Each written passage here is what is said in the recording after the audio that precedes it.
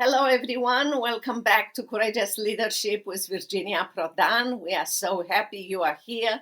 We love to train you to live a courageous life and to live a life of success and significance and do accomplish the mission that you were created for. I'm Virginia Prodan, your host. I'm an international human rights attorney, a speaker, a writer, and um, author.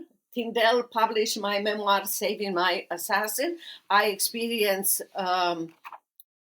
persecution in socialist and communist Romania. You can find the book at virginiaprodanbooks.com. And today, because we want to train you how to be a courageous leader, we have the honor and the privilege to have a real courageous leader that will share lots of things about her life and what she's doing. And I hope you will take notes and you will be encouraged by everything that Cheryl Chumley will share with us. She is the Washington Times online opinion editor. She is a commentary writer and the host, a podcast host of Bold and Blonde, podcast of the Washington Times. She's also a frequent media guest and a public speaker. Thank you, Cheryl, for coming to our podcast. It's great to be with you. Thank you for having me. I am so happy that you will talk about persecution because for a very long time, America never experienced persecution. Even our leaders, I remember President Ronald Reagan, which was essential in my coming to United States of America, who stood for persecution in socialist and communist Romania and other countries. But now we have a president, President Donald Trump, who is speaking up against persecution. And a lot of podcasts like your podcast, the Washington Times speaking about. So it's good to have back into our life what other brothers and sisters around the world are suffering under persecution. And you are the best person to talk about this because you will do amazing things for an event coming up in DC. But before we talk about this, would you please tell us how you discover your mission for media? That's an interesting question, and thank you for asking it. Thank you for giving me an opportunity to speak on that. So, yeah, I believe that individuals are all endowed by God with certain gifts and talents, and from a very young age, I had a talent for writing. And that was something that just sort of came naturally to me. And honestly, I thought everybody could write. And it wasn't until I found out that not everybody could write that I sort of discovered, oh, this is something that God wants me to do with my life. And so I've written fiction, I've written nonfiction. Journalism is where I'm at now, and I have been for almost 30 years. And it's just something that I consider God's gift for me to help spread biblical truths, Christian truths, constitutional truths through the media. In this current environment in America, how would you encourage young people to be involved in the media and to do what you just expressed, how you found your mission to present the truth and God's values? So the media need more than almost any other field at this time in American history, more than politics, more than the education system, more than the business world. The media really are begging for those of Christian evangelical mindsets to go into the field as a career. And, as much as we need moral people in politics, in government, in business, those with a Judeo Christian mindset and understanding in schools, the media really needs it, because where the media has fallen in recent years is not only are they failing to report the truths, but when they're outed for their lies and deceptions, they don't even apologize. There is no shameful moment for many in the media anymore.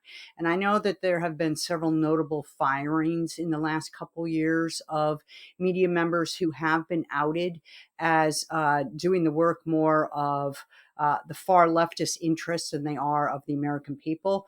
But that's just a drop in the bucket of what goes forth every day in the American media. The propaganda machine is never ending in the media, and it is very skilled at putting forth a leftist agenda, a secularist agenda, and doing so in a way that many people don't realize. So if any venue, any field needs Christians in it, it's the media right now.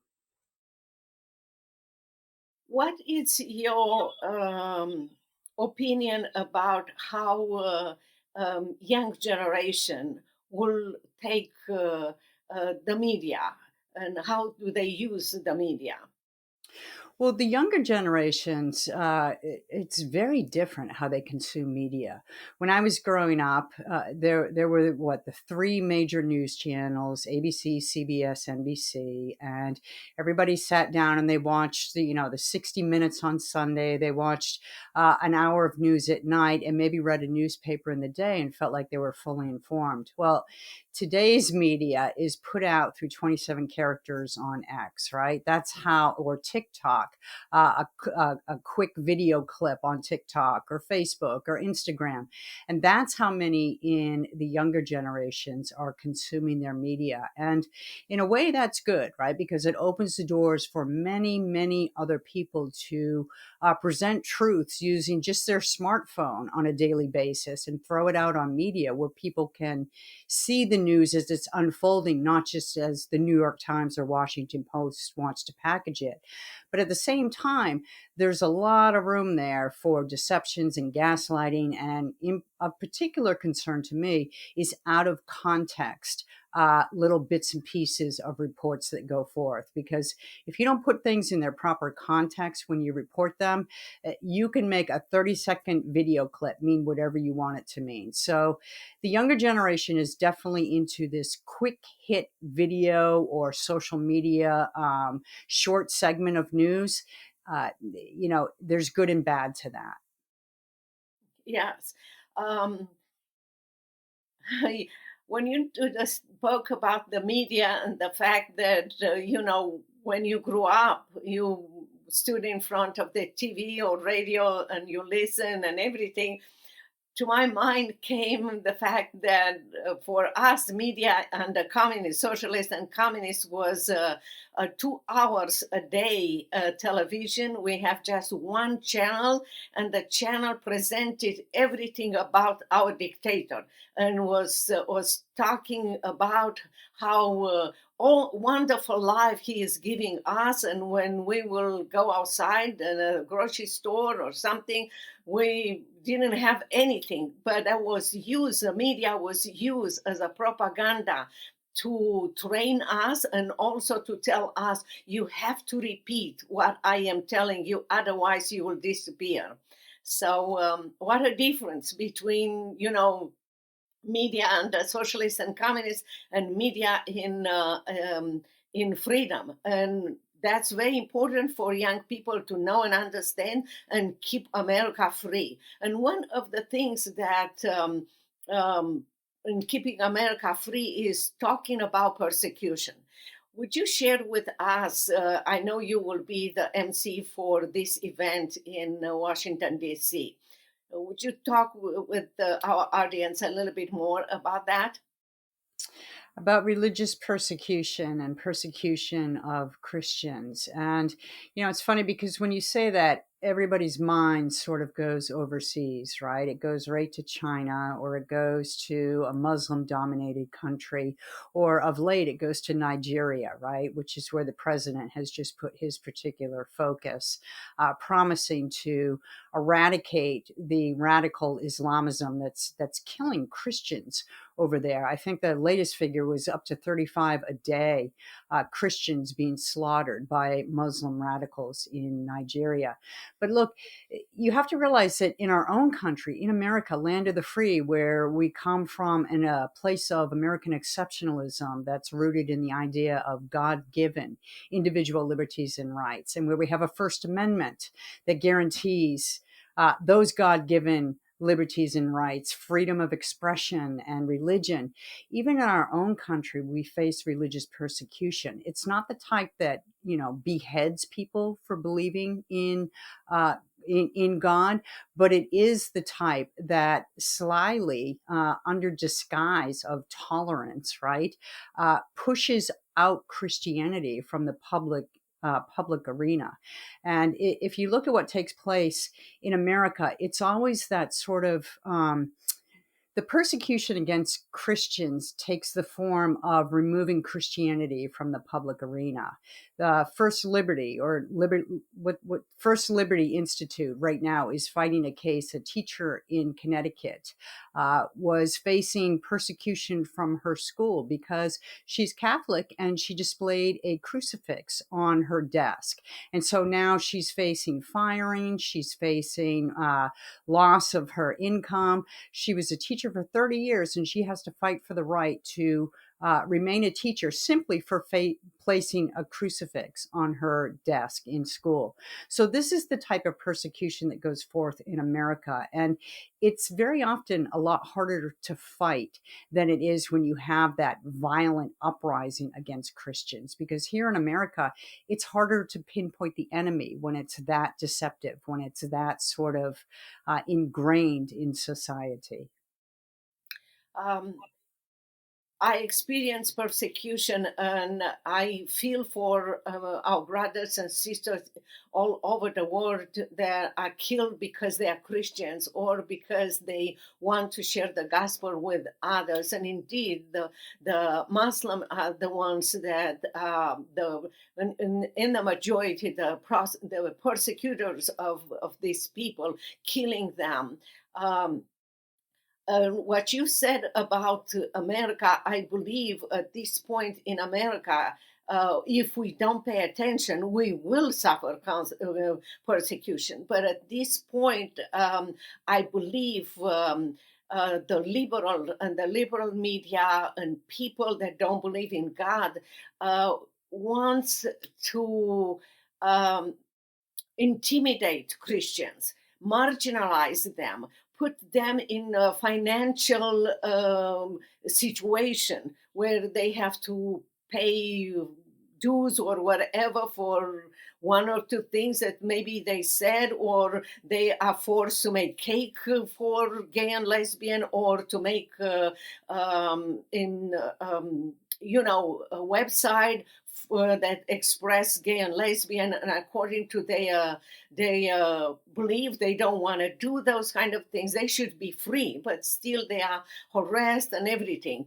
But this is just a form of pushing them away from the marketplace, and also to intimidate. And the intimidation is even more visible, expressed in college and universities, because students thought that America it's a horrible country, that Christianity is not what they have to believe. They have to believe that government will resolve their problems, or is the source of resources or protection, and so forth. But again, if we don't pay attention, it will come to persecution, and come to um, um, even more. If we remember in Houston during COVID, we had the government asking the pastors to provide in advance their preaching, documents. which was outrageous. There was something that only socialists and communists would do. But we had good pastors and good lawyers who presented the case and said that's not what this country stands for. But they will try to see how far they can go. And also, another thing that I want to mention is I know from my own experience how important was in my own life, in the life of Romanian people, when America was powerful. Christian people came to Romania and supported us. And we have to go to that place again, to be a strong Christian nation, to pray for our brothers and sisters, but also to stand up and speak up for them. Absolutely. And, you raised an interesting point with COVID because that was one of the biggest red flags I saw taking place under COVID, insofar as the government seizing Americans' God given liberties and rights, the closing of the churches at the simple dictate of a local government bureaucrat, right? Some of these localities shut down churches based on the order of a local health official, which was entirely unconstitutional. There's no law that churches have to close during a declared pandemic, and yet these churches, they went along to they adopted that go along to get along type of attitude. And what was alarming about that to me is that in a country where your rights are supposed to come from God and government's only there to preserve and protect what you already have in terms of rights and freedoms as an individual, if you don't have a thriving church community and a thriving Christian community, then God is removed from that equation. And you can't have God given rights at the same time you have government granted rights. And under COVID, it just seemed like God given went out the window and government granted stepped into the void. And all of a sudden, churches were showing the weakness that they had become by shutting their doors for, reasons that should never have been in the government's hands to decide in the first place. So, you talk about persecution of Christianity in this country, and that to me was a clanging gong of warning, showing how far we've strayed from the God given that we're supposed to be. That is so true. Um, we know that we're going to have an event December 4th in Museum of the Bible, Persecuted and Prevailing. And like I said, you will be the MC of this event. What do you think this event will accomplish? Well, I think it will open attendees' eyes to the extent of persecution of religious belief, and in particular Christian belief in this country. Because, as I said, I still think that one of the biggest stumbling blocks to fighting Christian persecution, whether in America or around the world, is the awareness of its taking place. And you can look at Nigeria and you can see for years and years those Christians there have been persecuted in the most vile of manners. And yet the world has sort of yawned about it or not believed it, or it's over there, it doesn't impact me. And then in America, when you talk about Christian persecution, some people just come out and laugh because they think it doesn't happen here. Well, wrong on both counts, right? It happens around the world in the most vicious, brutal of manners, and it happens in America here within our very own country in a much more sly and subtle, yet no less evil manner. And so I think when you ask what will be accomplished, I believe at the end of the evening, those who attend will have their eyes open to the actual evil persecution of Christianity that goes forth both around the world and in America. It is absolutely great. I agree with you. Who do you think will participate on this event on December 4th? Well, I've been putting out the notification on my social medias, and I plan to continue to do that. So I know that we have in DC. It's a great location, right? Museum of the Bible. You couldn't have picked a better location. And it's coming at a great time as we enter the holiday season, as we enter one of the most revered times for Christians, but not too close that people are going to be traveling. So when you ask who will attend, I think we're going to have a lot of people in the DC area, maybe in the political crowd, those in church communities in the vicinity, and friends of mine and yours, and friends of attendees, just interested parties who want to be educated on the extent and level of persecution that goes forth in America. Oh, that is great. I know I put a lot of announcements on my social media, and I will continue to speak as we get closer to the event. I'm one of the speakers there, and I got such an amazing response, and many people saying if I don't have the time to come to DC, it's any possibility to be streamed live or something. I have even friends that interview me on UK television, and they had seen the announcement and they asked the same question. So if I'm not mistaken, it's going to be later on a possibility for them to watch the event. Is that true?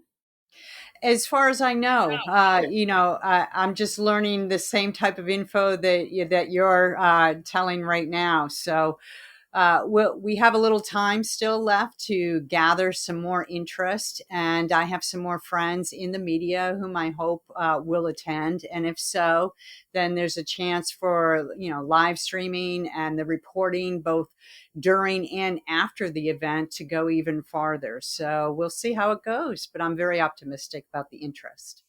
Yes, me too. I am very optimistic, and you will see when I come over there that I'm under 5 feet tall. I'm a very small person. In Romania, I was 82 pounds, and God used me for His glory. Dictator believed that he had my life in his hands, and he was so wrong. He has been dead. He was killed more than 35 years ago. And by the grace of God, I go around the world and in America and share what God has done it to me. He, even under persecution, he changed Romania from a socialist country to a democratic country. And I ask people to let God use them as a tool in his hands, because I was a tool in his hands and I am a tool in his hands. I continue my work as an attorney with Alliance Defender Freedom here in America, and I defend people that have been robbed or tried to be robbed by the government or different organization or groups, because God can use each one of us. He gave us a specific area. You have an amazing platform. Someone else can have their own platform, and each of us, we have a role. There is no person that cannot be used by God for His glory, and you use your platform in an amazing way.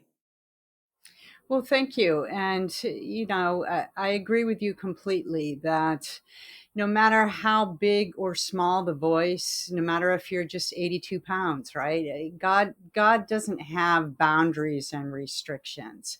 All he looks for is a willing heart to carry forth biblical truths. And if you're committed to doing that, I think God opens doors.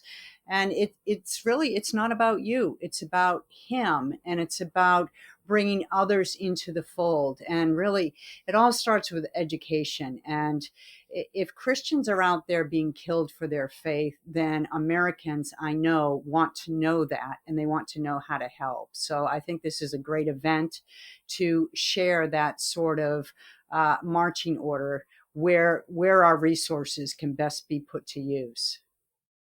You are so right. In fact, the reason God can use everyone and God can change everybody's life. The reason my book it's called "Saving My Assassin" is because the dictator was so fed up with me because I was exposing him to the world that he sent secret police, one of his guards, dressed normal to my office as a client. And when he came to my office, he put his gun on my face and said, "I'm here to kill you." And by the grace of God, I shared the gospel with him. And he accepted Christ right there.